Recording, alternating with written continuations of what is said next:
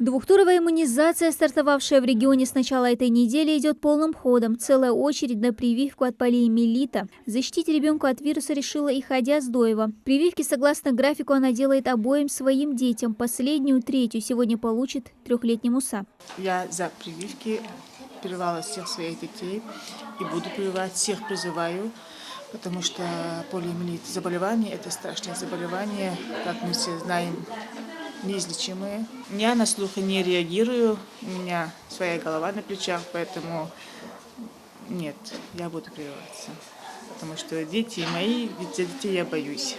Вакцинацию по Нассаркорскому округу должны пройти около 3000 детей. Прививают как инактивированной вакциной пентаксима. Она защищает сразу от 5 заболеваний – коклюша, дифтерии, столбняка и полиомиелита и гемофильной инфекции. Живую вакцину делают только тем детям, которые уже были дважды провакцинированы и инактивированы. Всего за этот промежуток времени у нас привито 250 детей, привиты инактивированной вакциной, привиты. И оральной полиомиелитной вакциной привиты 52 человека. И предстоит еще по всем участкам, вот на данном участке общее количество детей, подлежащих 446, это ОПВ, 446 есть, и пентаксимом 32 человека. Как отмечают врачи, в последнее время родители прививают детей охотней. Все благодаря просветительской работе до начала прививочной кампании. Проводили подворовые обходы и профилактические беседы с отказниками. Причиной отказа от прививки многие называют риск негативной реакции на вакцину. На сегодняшний день, делится Марина Газгиреева, таких случаев у них не зарегистрировано. Ни один ребенок после вакцинации полиомиелитом у нас не болел. Мало того, после инактивированной вакцины вот у нас почищающая иммунизация шла с апреля месяца, и не было ни одного случая поствакцинальных осложнений, на пентаксим не было. Оральную полиомиелитную сейчас мы стали делать, и тоже пока поствакцинальных осложнений все нормально.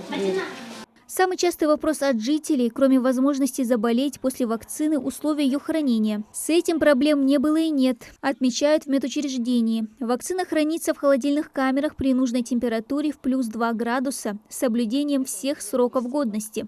Сроки не бывают просроченные. Если вдруг она не использована и просрочена, ее списывают. Хранятся они в холодильнике, где соблюдается температурный режим, и градусники имеются внутри. Кому противопоказана прививка, дают медотвод. Ну а детям с хроническими и онкологическими заболеваниями вакцинацию делают в период ремиссии. Более того, перед прививкой врачи в обязательном порядке проверяют здоровье маленького пациента. Перед вакцинацией обязательно мы проводим термометрию, осмотр слизистой, аускультацию проводим. Там, где необходимо, и минимум клинико-лабораторных обследований, кровь, мочу обязательно сдают, мы смотрим. Каждому ребенку подходим индивидуально. Поднимаем индивидуальную форму ребенка, где смотрим и прививочный статус смотрим.